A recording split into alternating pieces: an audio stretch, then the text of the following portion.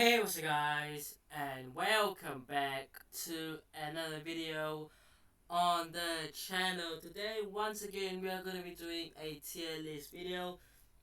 It's a slightly shorter one because there's lesser players to talk about. In fact, there's like 9 if I'm not wrong, and there's 3 tiers. So I'll be trying to do 3 players per tier. But the video is going to be slightly shorter. I'm trying to think of kind of ideas to do as well. Last week, I'm pretty sure I did transfer rumors to some Premier League clubs. Now, if you guys haven't already, go and check it out. I've also done a few others as well in the past. But I might do a part 2 to that. I might do a part 2 to this. But today, I'm going to be doing completed transfers to some big teams in Europe. So you can see on the screen, you got players who have moved to, let's say, Man City, Kovacic. I'm doing the top 4 for the Premier League. I'm doing Real Madrid, Barcelona, Inter, AC, and Bayern. So that's 9 clubs. I didn't do any French league clubs. I could have done PSG, but yeah. So 9 clubs, 9 players. So let me know what your thoughts are. Also, let me know where you would rank them in the comment section down below. But without further ado, let's get into it. How do we start?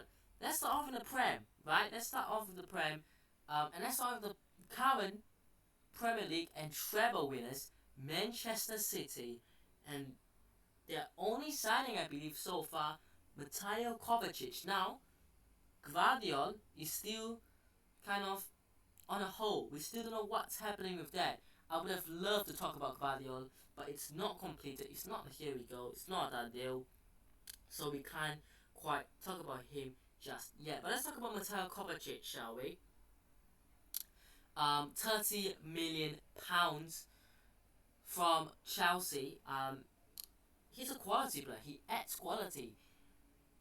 But to replace another player we're going to talk about later, Ilkay Gundogan, is going to be a big role. Now, Gundogan isn't just an ordinary midfielder, right? What I like about Gundogan is he gets goals as well. He's an attacking 8. He's not a 10, but he's an attacking 8. He scores long range goals, free kick goals, penalty goals. He scores all kinds of goals. And I'm wondering, is Kovacic going to give that? And Kovacic hasn't really been an attacking player his career. Yes, he can maybe get you a couple of goals or assists, but he's not an attacking 8. That's just not what he is.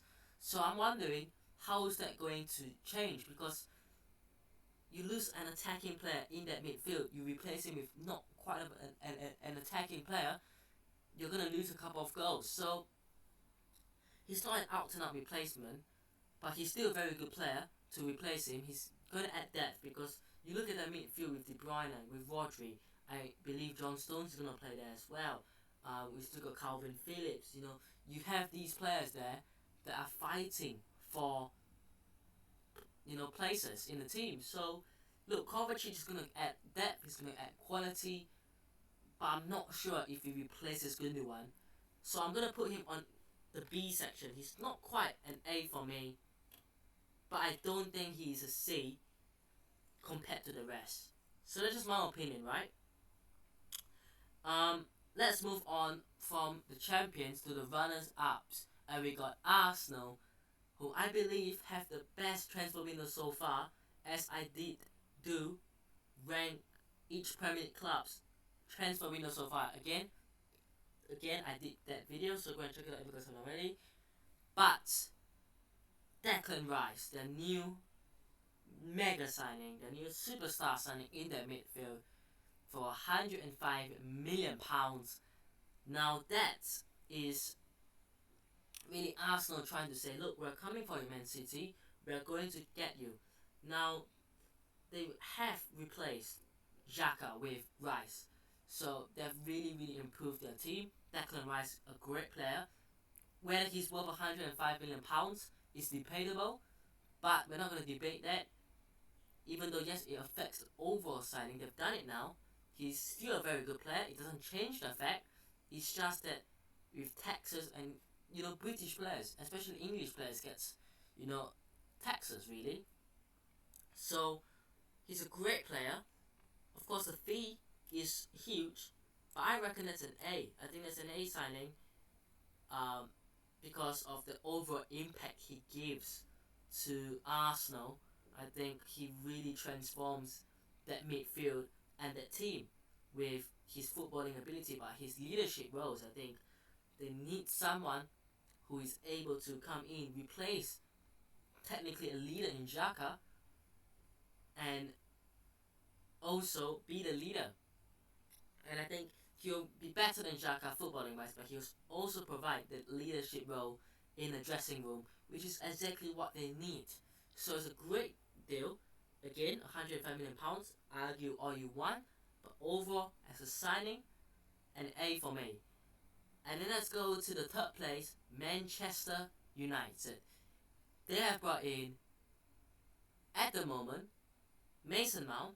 They've also brought in Rasmus Højlund. That was a here we go yesterday when I'm recording.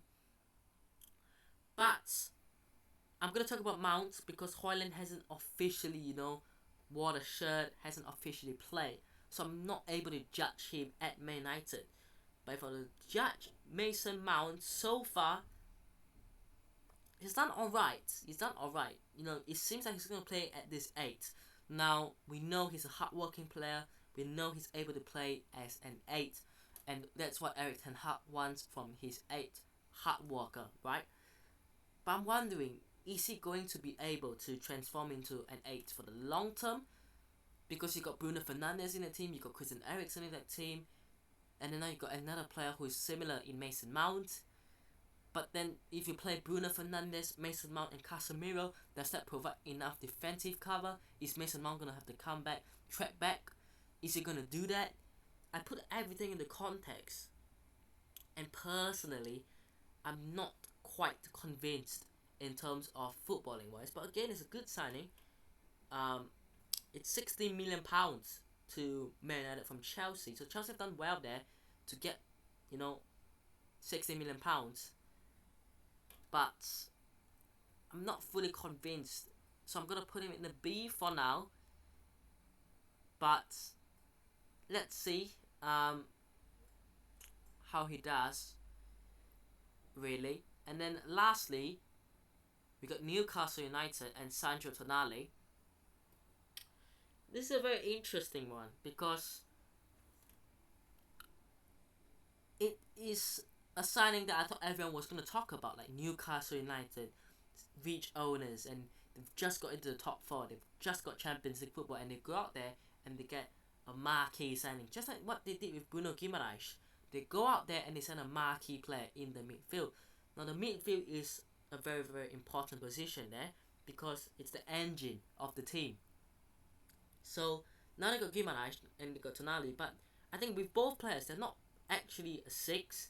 They're both more of an 8, which could be worrying for Newcastle United because they are still lacking a 6. Like their midfield, if they're going to play Joelinton, Guimaraes and Tonali, I'm not entirely convinced defensively. Now, I still think they need a 6. So for me, you go out there, you send a proper DM, and then you have Guimaraes, Tonali, and a proper DM. And then I'll be looking at it going, you know what, that's a good midfield. But I think it's a B as well. I think it is a B. I mean, yeah, that's tough. I think one of these players have to drop. You know what? I think Kovacic drops. I know he's a good signing, but I think he drops down to C. Compared to the other two, I think he drops. Yeah. And then let's move on to Barcelona. We can talk more about, other clubs now. We don't have to just talk about Premier League all the time. Barcelona just beat Real Madrid 3-0. If you guys haven't already checked the review, I've done it as well. But Gundogan played. He got the pre-assist with his free kick, technically. But I think it's a very smart signing from Barcelona. I really do. I really, really do. I think this is a very good signing. He's one of the, like we said earlier, crucial players to Pep's Man City in that treble winning. So I think Gundogan is a very underrated player. He adds a lot going forward as well. Again, he's an attacking 8. And I would like to see more, even though I'm a Real Madrid fan, of him, someone like Pedri, and someone like Frankie de Jong as a midfield trio. Like, that would be a good trio. That is a good trio. But for me, I think to get a player like Gundogan on the free, and to get him from a team like Man City, convince him to leave and to join Barcelona, it's got to be an A, doesn't it? I think it's got to be an A. I think it has. It's a very good signing. It's a very, very good signing. And then let's talk about Jude Bellingham. Again, it could be a bit of bias here. Look, I'm not gonna, say that the fee is very good, because it isn't the best. But again, the talent that he has is incredible. And so far in preseason, has already shown his qualities. Like, going forward, he likes to go for a lot. He attacks the spaces in front of him. In terms of in the dressing room and off the pitch, his character for a 20-year, his personality is there. And, leadership-wise, he's there. You can tell why he captained Borussia Dortmund at 19. And overall, this signing is so exciting. I still can't believe Jude Bellingham is signed for Real Madrid, or Real Madrid has signed Jude Bellingham. I want to say an A, but I don't think I can I? Or can I? Oh, this is so tough. I'm gonna put him. This is so tough as well. This is so tough. I'm gonna say, A or B, A or B. I feel like I have to say A, right? I feel like I have to say A. I feel like I have to say A. But where do I put Kim Min-jae? Because he signed for Bayern Munich for, was it 60 million euros, if I'm not mistaken? Something along those lines. It's a good fee from Napoli. He essentially replaces Lucas Hernandez at the back, who has joined PSG. He's a good player, Kim Min-jae. He was one of the best centre backs in Europe last season, playing for Napoli, who won the league and made it to a Champions League quarter-finals. He has to be here as well. That is the thing. If I was to rank them, the best I would say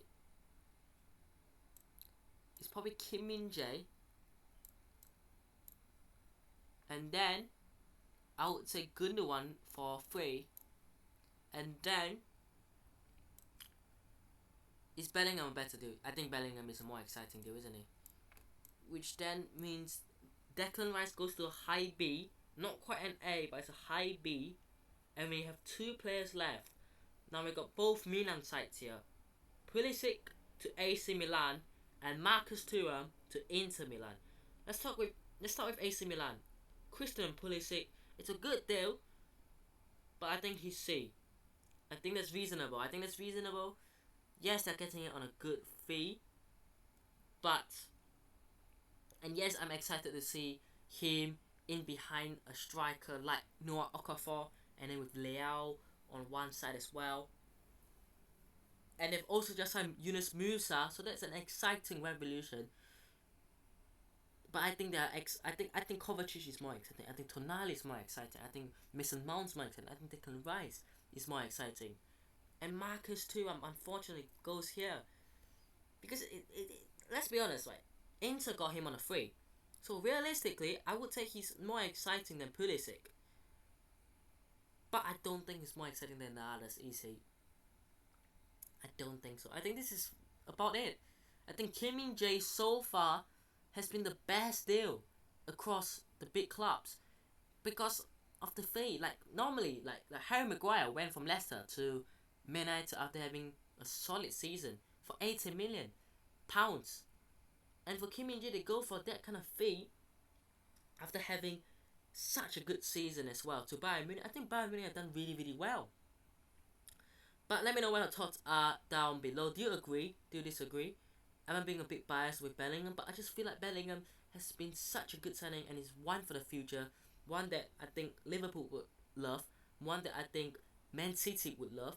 PSG would love. Bayern Munich would love. Everyone would love. That I just have to add him in there. Again, I think it's between Bellingham and it's between Declan Rice. But I think Bellingham just edges it just. But maybe there's a bit of bias in me. But who knows. But I hope you guys have enjoyed today's video. Hit the like button if you did. Subscribe to the channel if it's on already. And I'll see you guys in the next one. Peace.